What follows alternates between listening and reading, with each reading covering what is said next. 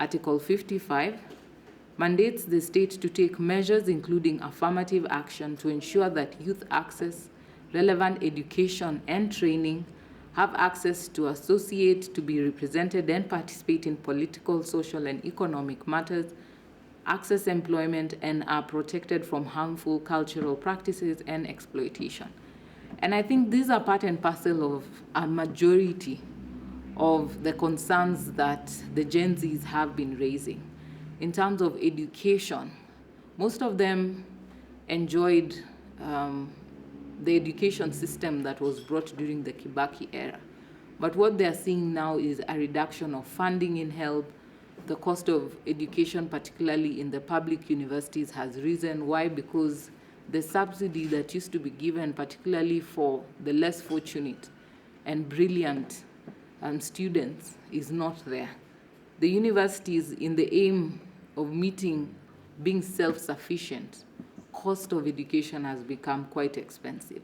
Even if you look from primary to secondary, as much as they say there's free primary education, I ask myself, is there free primary education?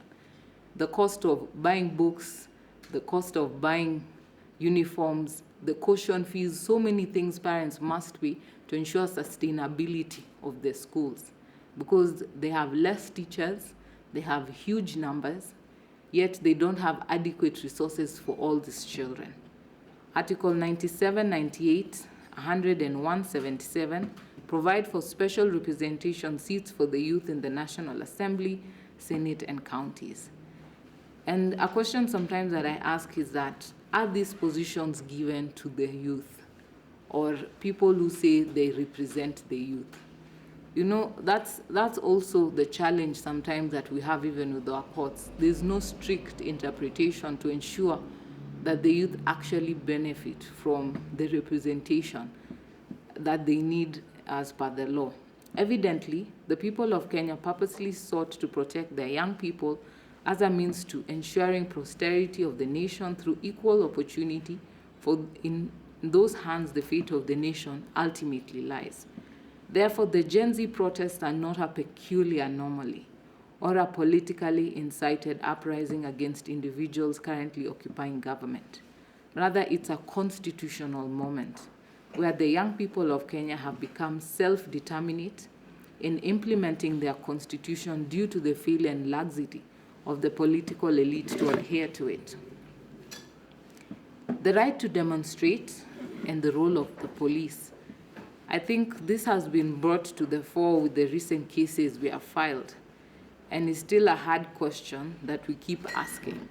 Are the police really protecting the protesters, or are the police part and parcel of the perpetrators during the protests? At the center of the discourse around the protest is the right to demonstrate under Article 37 of the Constitution. The Constitution provides for the right, which it stipulates to be limited to a reasonable degree and for purposes that promote the law and Constitution.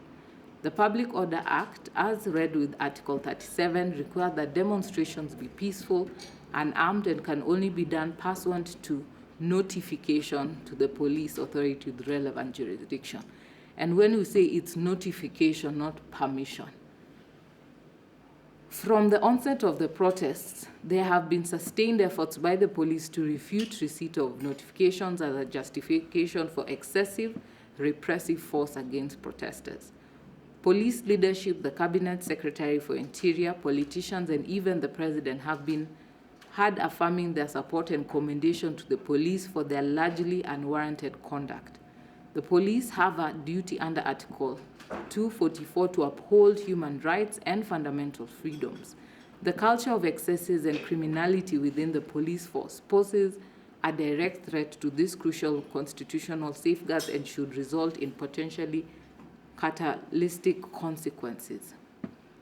Now, part of our national values and the quest for proper governance. The previous speaker talked about how the Gen Zs, even at the universities, have agitated for change, even to the university level of the system that used to be there. And I think at the University of Nairobi, we finally had a female president for the students after a long period. that they were agitating for free and fair elections, a change in how systems are carried out, pushing out the system of goons in the elections. The wave of protests in Kenya stems from systematic challenges linked to the government's failure to adhere to Article 10 of the Constitution, which mandates principles such as rule of law, democracy, public participation, social justice, inclusiveness, human rights, good governance, integrity, transparency, accountability, and sustainable development. Key issues include Parliament's refusal to address public concerns and opposition to the Finance Bill 2024, violating the principle of public participation. Claims that coalition MPs are coerced or bribed to pass the Finance Bill, undermining separation of powers and right to representation and speaking the people's will.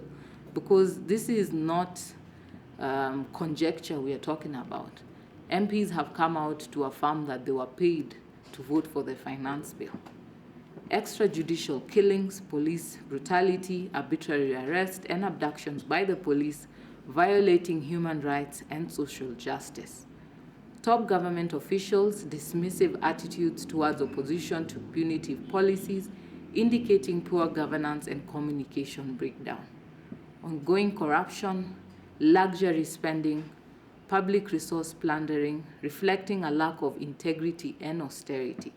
While the nation is being told to tighten your belts, we need to pay more to pay the debt, yet we see those in power in opulence and public spending.